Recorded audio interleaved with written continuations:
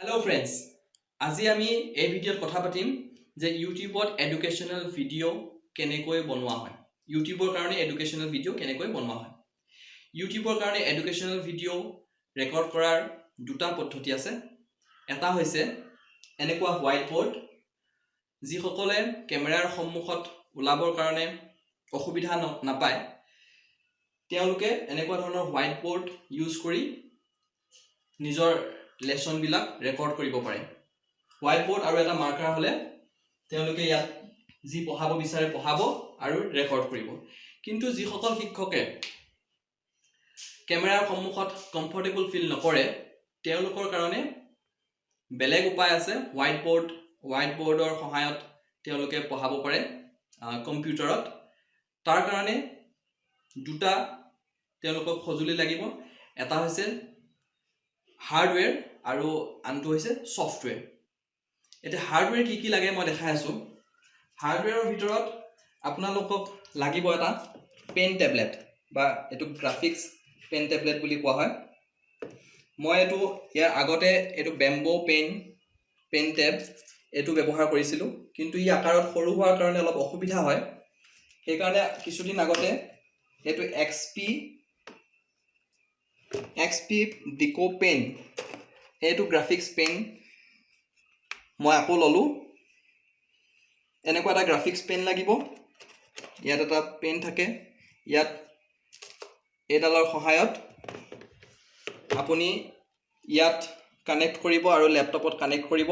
লেপটপত কানেক্ট কৰাৰ পিছত আপুনি ইয়াত যি লিখে আপোনাৰ লেপটপৰ স্ক্ৰীনত লিখা যাব।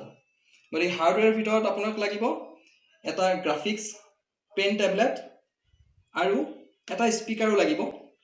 স্পিকাৰ মোৰ হাতত আছে, এইটো চেমচাং গো মাইকৰ এটা স্পিকাৰ। এইটো বহুত ভাল স্পিকাৰ হয়। এনেকুৱা এটা স্পিকাৰ দৰকাৰ হ'ব, বা ইয়াতকৈ কম দামৰ স্পিকাৰো পোৱা যায়। মাৰ্কেটত বহুত ভাল স্পিকাৰ পোৱা যায়। গতিকে তিনি ধৰণৰ বস্তু লাগিব। এটা হৈছে স্পিকাৰ, আৰু এটা হৈছে গ্ৰাফিক্স, এটা পেন টেবলেট আৰু এটা লেপটপ। আৰু এইটো ব্যৱহাৰ মই দেখাই আছো। সফটৱেৰো লাগিব। সফটৱেৰৰ ভিতৰত এটা স্ক্ৰীন ৰেকৰ্ডিং সফটৱেৰ লাগিব আৰু পাৱাৰ পইণ্ট সফটৱেৰটো হৈ গ'লে আপুনি এডুকেশ্যনেল ভিডিঅ' ৰেকৰ্ড কৰিব পাৰিব। গতিকে কেনেকৈ এই পেন টেবলেটৰ সহায়ত এডুকেশ্যনেল ভিডিঅ' ৰেকৰ্ড কৰা হয় মই আপোনালোকক এতিয়া নেক্সট দেখাম। গতিকে এতিয়া মই দেখাম আপোনালোকক যে হাৰ্ডৱেৰবিলাক কেনেকৈ ইউজ কৰে। প্ৰথমে মই যিটো স্পিকাৰ আছে স্পিকাৰটো লেপটপত মই মাউণ্ট কৰি দিম। ইয়াত ফিক্স হৈ যাব। তাৰপিছত USB কেবুলৰ সহায়ত ইয়াক লেপটপৰ লগত কানেক্ট কৰি দিম। লেপটপৰ লগত কানেক্ট হৈ গ'ল। ইয়াত এটা লাইট এটা জ্বলিব। তাৰপিছত মই যিটো গ্ৰাফিক্স পেন টেবলেট আছে এইটো মই লেপটপৰ লগত ইয়াত কানেক্ট কৰি দিম। কানেক্ট হৈ যোৱাৰ পিছত এতিয়া হাৰ্ডৱেৰখিনি কম্পিউটাৰৰ লগত আমি ছেটআপ কৰি ল'লোঁ। এতিয়া আমি ছফটৱেৰৰ ব্যৱহাৰলৈ আহিম।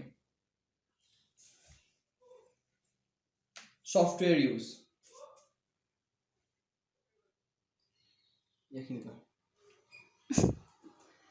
ছফটৱেৰৰ কাৰণে প্ৰথম কেমটেছিয়া 9 নামৰ এটা স্ক্ৰীন ৰেকৰ্ডিং ছফটৱেৰ লাগিব। কেমটেছিয়া 9 টেক স্মিথৰ কেমটেছিয়া 9 এইটো অপেন কৰি ল'লোঁ। অপেন কৰি লোৱাৰ পিছত ইয়াত নিউ ৰেকৰ্ডিং ইয়াত মই ক্লিক কৰিলোঁ। তাৰপিছত এই যিটো এৰিয়া আছে এই এৰিয়াটো ৰেকৰ্ডিঙৰ কাৰণে এইটো ইউজ হ'ব। এইটো ৰেকৰ্ডিং হ'ব। এই এৰিয়াটো যিটো গ্ৰীণ চিনৰ যিটো বাউণ্ডেৰী আছে এইখিনি বাউণ্ডেৰী ৰেকৰ্ডিং হ'ব। এতিয়া মই পাৱাৰ পইণ্ট 2013 পাৱাৰ পইণ্ট শ্লাইডটো উলিয়ালোঁ আৰু এখন মই শ্লাইড লৈ লওঁ।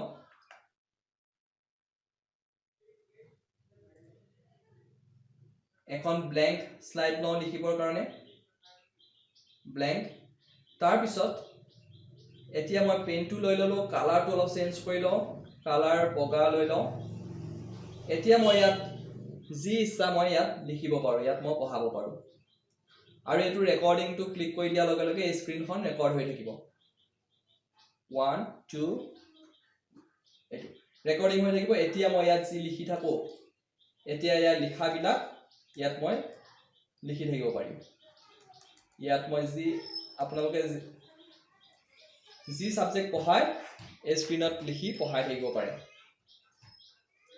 ম্যাথছ পঢ়াব পাৰে ইংলিশ পঢ়াব পাৰে এনি সাবজেক্ট পঢ়াব পাৰে গতিকে আজিৰ এই ভিডিঅ'ত কেনেকৈ এডুকেশ্যনাল ভিডিঅ' ৰেকৰ্ডিং কৰা হয় সেই বিষয়ে আপোনালোকক জনালো কিবা সুধিবলগীয়া থাকিলে কমেন্ট কৰি আপোনালোকে সুধিব পাৰে